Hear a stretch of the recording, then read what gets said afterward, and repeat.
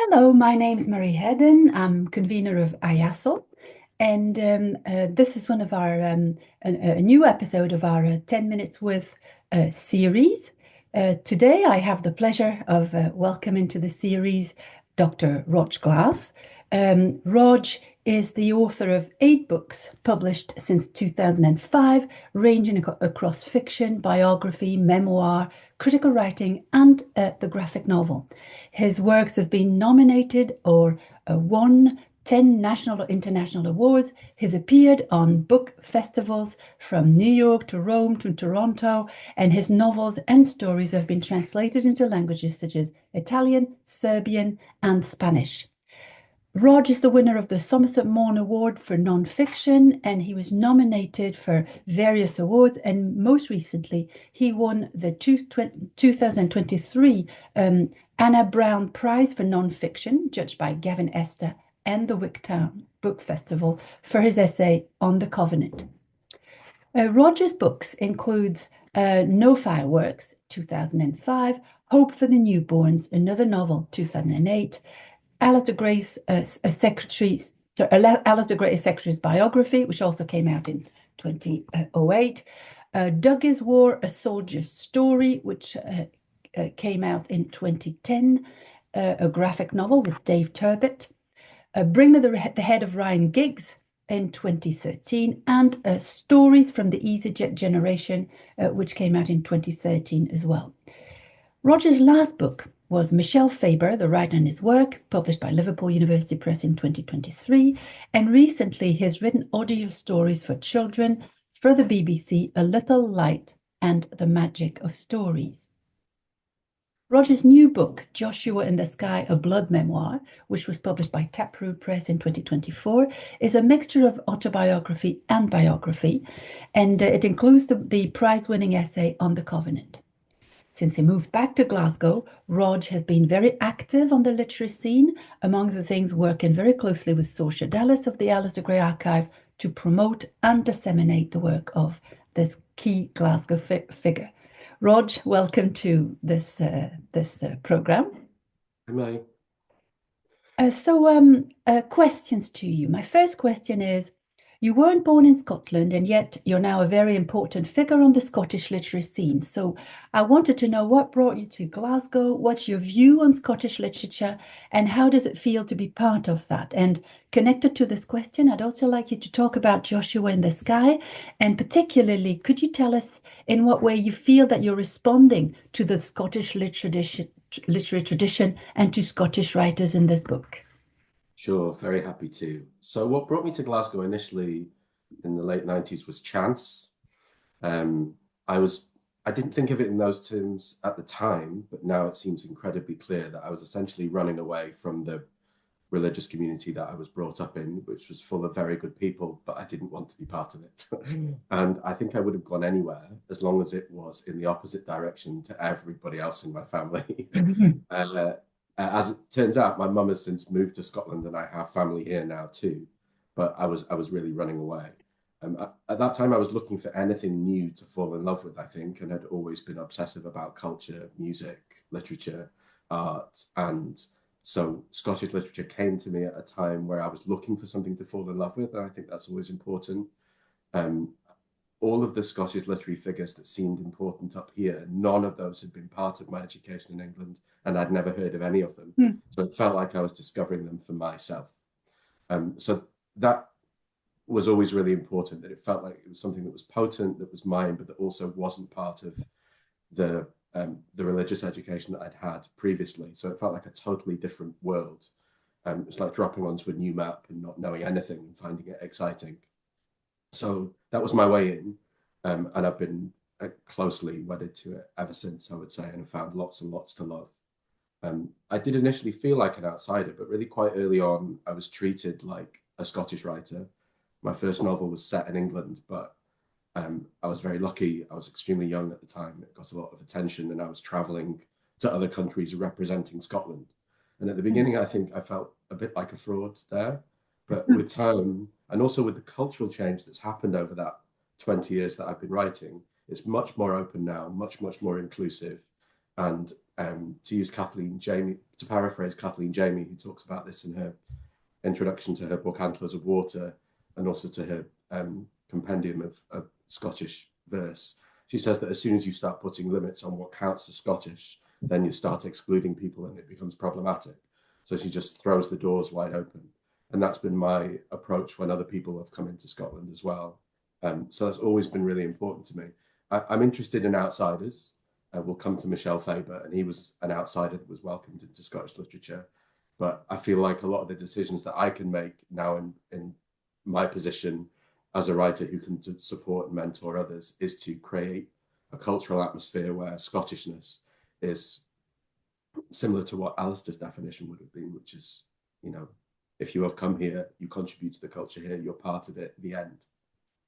So that's the first part of your question. In terms of Joshua in the Sky, I feel like I've always responded to Scottish writers and artists in my work. Some of that's been critical, some's been creative. But Joshua in the Sky is partially about the value of storytelling itself. And my own sense of that value was shaken deeply by my experiences with my family and with Joshua, which I'm sure we'll come to. But I found my way back to some kind of peace as a human being through engaging with story and trying to understand the story of my own life. Because in short, I felt like the story I've been telling myself of my own life for years was a kind of lie. And it seemed natural to me to reach for Scottish writers like Kathleen Jamie, Tom Leonard, Alasdair Gray, many others, even to look at Scottish publishers as part of that conversation. Right, yeah. So now something about, this dual identity that you've got, being both a writer and a lecturer.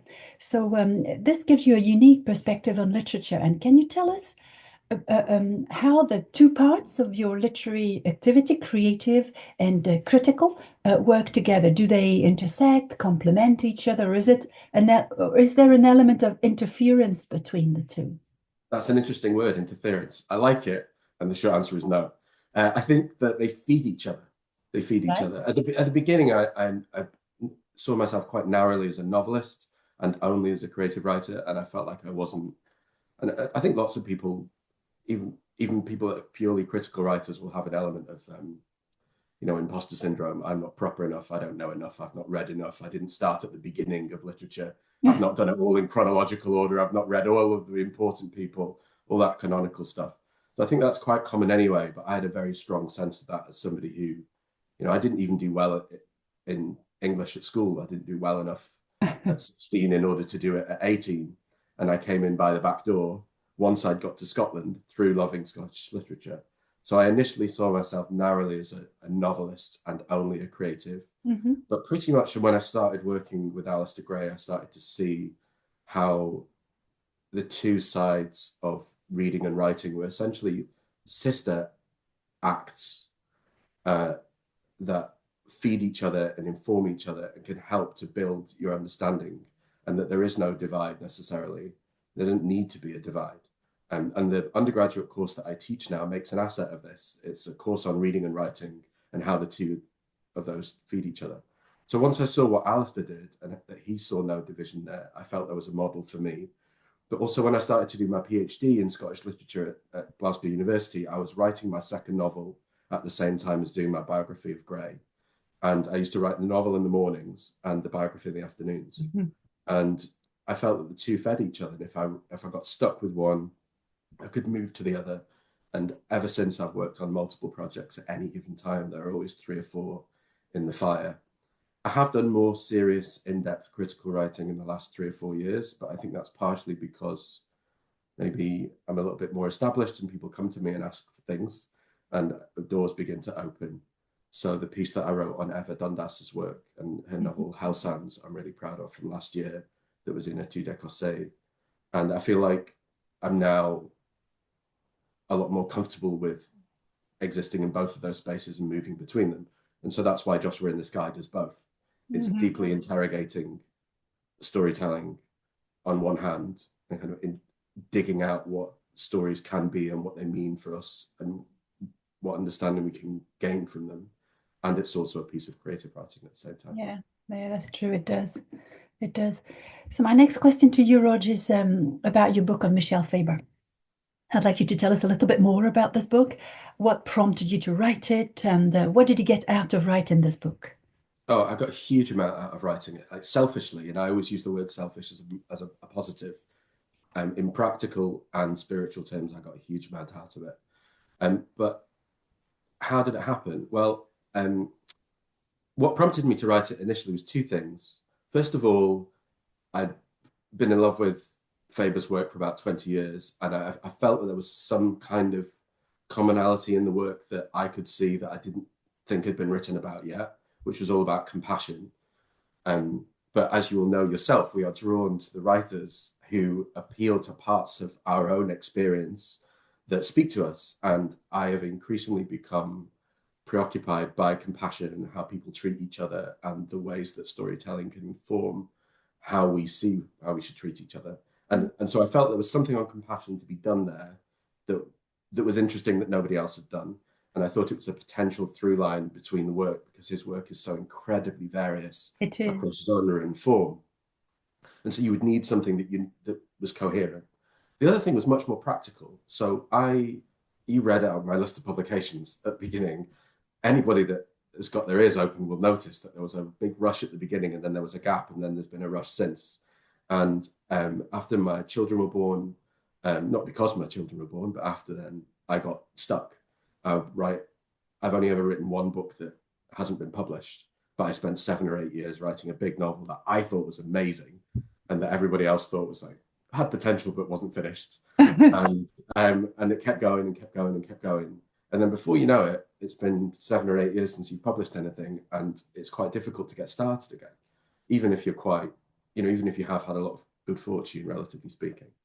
So I was looking for any project that could get me back off the ground. At the time, I was joking that I would have happily done a biography of my daughter's hamster, Nibbles, if I was commissioned to do it, because I was so desperate for anything that I could get published.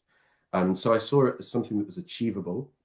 I thought I could use the fact that I had this experience writing about Alasdair Gray, specialism in Scottish literature, also Canongate of the 90s and 2000s, which is a period I knew really well. I knew I could get to Michel, and I knew that he had read my work on Gray. And I felt like my biggest strength was being able to build a relationship in trust over time with one individual. Also, Michel was, like Alasdair, older than me, neurodiverse like Alasdair, very particular in a certain set of ways, highly emotional in certain ways, but also found the social world quite difficult.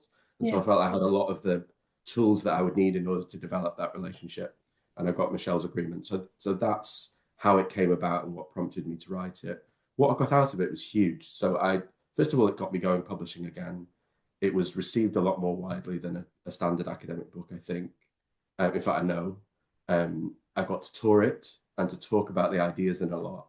And also it informed the writing of Joshua in the Sky.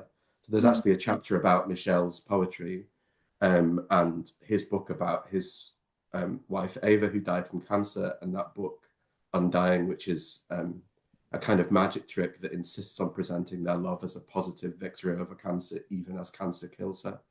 And my book was about my nephew, Joshua, who had died on the day he was born from the blood condition that we share. And I was looking for a way to do a similar kind of magic trick. So the Faber book was utterly transformative for me. I loved doing it. I felt like I knew exactly what I was doing. I could reach into any of the stories and go, yes, they look like they're radically different, but they're actually this narrow emotional territory. And it's deeply rooted in Scottish literature of that particular period.